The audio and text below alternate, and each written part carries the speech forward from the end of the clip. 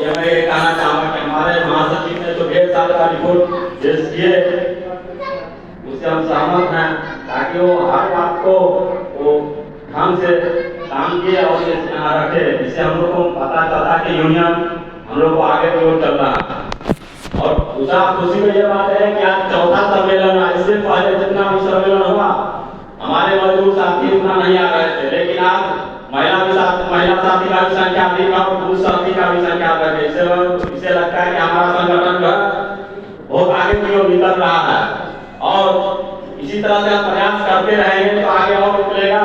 और ये जो पूंजीपति की जो सरकार अभी चल रही है, हमारे साथ जो शोषण कर रही है, तो लगता है कि कुछ ही दिन में उसको उखाड़ फेंक करके मजदूर का शासन हम लोग लाएंगे। साथियों, इस प्रोग्राम के माध्यम से मैं कहना चाहता हूं कि आज के स्थिति आप लोग देख रहे हैं, सरहाना वर्ग को बहुत जो ज्यादा शोषण हो रहा है, किसान को ज्यादा शोषण हो रहा है, महिलाओं को ज्यादा शोषण हो रहा है। और इसके खिलाफ जो हम आवाज उठाते हैं, तो पूंजीपति सरकार ने ऐसा कानून ला दिया है कि अगर आप आवाज उठाते हैं तो आपको जेल भेज दिया, देशद्रोह के माध्यम से। तो ये करना चाहता हूँ, अगर संगठन हमारा रहेगा ये कानून हम तोड़ेंगे। और मजदूर के जो खिलाफ जो 44 श्रम कानून को 4 श्रम कानून में जो बदल दिए हैं, उसको भी हम लोग उखाड़ के फेंक देंगे कागज के माध्यम से। उसके बाद पहले 8 घंटा काम 8 घंटा आराम और 8 घंटे मनोरंजन करना था, वो काम का काम बढ़ा करके 12 घंटा कर दिया। क्योंकि आप देख रहे हैं पूंजीपति से मनमाने ढंग से हमको शासन कर रहा है। अब कुछ दिन पहले मोदी ने कहा था कि 13 घंटा जब आप डेली काम करेंगे तो देश विकास करेगा। 8 घंटे काम में तो रोजगार नहीं मिल रहा है किसी को, सही से उसका मजदूरी नहीं मिल रहा, 13 घंटा का देश संभोगे।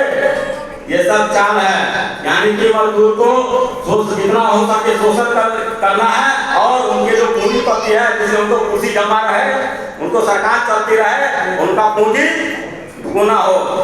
इस चाल से हम लोग को इस तरह से फंसा रहे हैं। हमारा हर एक कानून खत्म कर दिया। किसान को कहते हैं कि आमदनी दुगुनी हो और उसको इतना जो कर्ज ला दिया है तो आत्महत्या कर लेते हैं। मजदूर अपनी आर्थिक स्थिति में आकर के उसको परिवार से आत्महत्या कर लेते हैं। महिलाएं कितनी शोषण हो रही है कि आवाज जो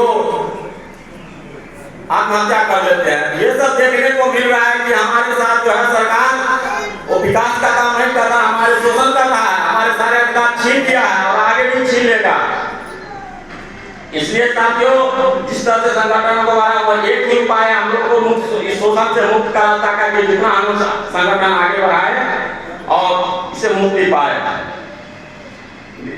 अभी इतना मैंने शोषण के हम लोग इस तरह से कगार पर छोड़ दिया गया है कि आप देख रहे हैं जो देश का लगभग मात्र कुछ ही आदमी जिनके पास 91% संपत्ति है और लगभग 99% जो हमारे जनता उनको पास सिर्फ कुछ संपत्ति है, सिर्फ जीने के लिए, ताकि वो जी सके।